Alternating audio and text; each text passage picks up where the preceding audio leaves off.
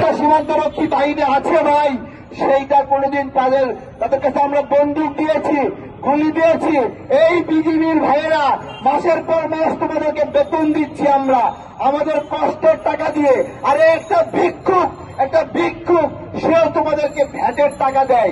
একটা ছোট বাচ্চা চকলেট কেনার সময় 15% ভ্যাট দেয়, সেই টাকা দিয়ে তোমার বেতন হয়। বিজিবির এই অস্ত্র, এই গুলি কি কারণে আমরা জিজ্ঞাসা করছি। আমরা তোমাদেরকে আর বেতন দিতে বাধ্য নয় যদি ওই বন্দুক, ওই গুলি, ওই অস্ত্র আমাদের কোনো কাজে না লাগে।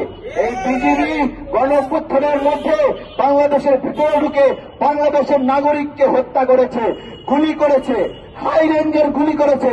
এই বিজিবির একটা গুলি ইন্ডিয়ান বিএসএফ এর বিরুদ্ধে কাজে লাগলো না ভাই। এত টাকা বেতন দেয় আমরা, এত বড় বিজিবির দপ্তর, এত বড় বড় অফিসার শুধু গরম গরম কথা বলে আমাদেরকে আকৃষ্ট করে। আমাদের কথা পররাষ্ট্র মন্ত্রণালয় আজকে আমরা অবরুদ্ধ করে রেখেছি। আমরা পররাষ্ট্র মন্ত্রণালয়ের ভিতর থেকে একজন দুজন সচিবকে আমরা বলবো আমাদেরকে পররাষ্ট্র উপদেষ্টার সঙ্গে কথা বলার সুযোগ করে দেন। আমরা জিজ্ঞাসা করতে চাই ওনার হাঁটু কাঁপে কেন। আমরা এখান থেকে স্মারক দিয়ে স্বরাষ্ট্র মন্ত্রণালয়ে যাব, আমরা ওনাকেও জিজ্ঞাসা করবো। ঝুলায় কথা বলেন উনি, সুন্দর করে কথা বলেন, মানুষ মনে করে বোকা শোকা লোক কিছু বোঝে না, এরকম একটা ভাব হয়ে থাকে সহজ সরল মানুষ। কিন্তু আপনি আমার এইখানে আপনাকে কেন প্রয়োজন? বাংলাদেশের নাগরিকদের সুরক্ষা দেবেন, সুরক্ষিত করবেন, তাই নয়? সেই বার্গেনিং এ আপনারা সফল নয়, সেই বার্গেনিং এ আপনারা পারেন নাই। ওইদিকে চীন এবং পাকিস্তান, এই দুই দেশের সঙ্গে ভারতের বৈরিতা চলছে।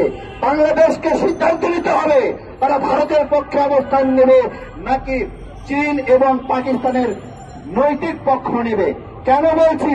এইটা আমাদের আন্তর্জাতিক রাজনীতির একটা অংশ যে আমরা ভারতের দ্বারা যে নিপীড়নের শিকার হয়েছি, এই নিপীড়নের পরেও আমরা চীন পাকিস্তানের সমর্থন নেব নাকি ভারতের পক্ষ নেব। এই পক্ষ নেওয়া এই জন্য জরুরি, এইটা প্রতিশোধ নেওয়ার সময় ভাইয়েরা 10 বছরে শত হাজার মানুষকে হত্যা করেছে ইন্ডিয়ান বিএসএফ। তার প্রতি উত্তরে আমরা যদি এখন ভারতের পক্ষ নেই তাহলে হবে না। 1971 সালে পাকিস্তানের সাথে যুদ্ধ হয়েছে, সেই যুদ্ধে আমরা বিজয়ী হয়েছি, পাকিস্তান ক্ষমা চেয়েছে। আমরা সব সময় তাদেরকে বলবো তারা সঠিক কাজ করেনি। কিন্তু 2025-এ এসে আমি বলতে চাই ভারতের চেয়ে পাকিস্তান এই মুহূর্তে অনেক ভালো মানের বন্ধু। ভারতের চেয়ে চায়না এই মুহূর্তে অনেক ভালো মানের বন্ধু। এই বন্ধুত্বকে গ্রহণ করে ভারতীয় আগ্রাসনকে রুখে দিতে হবে।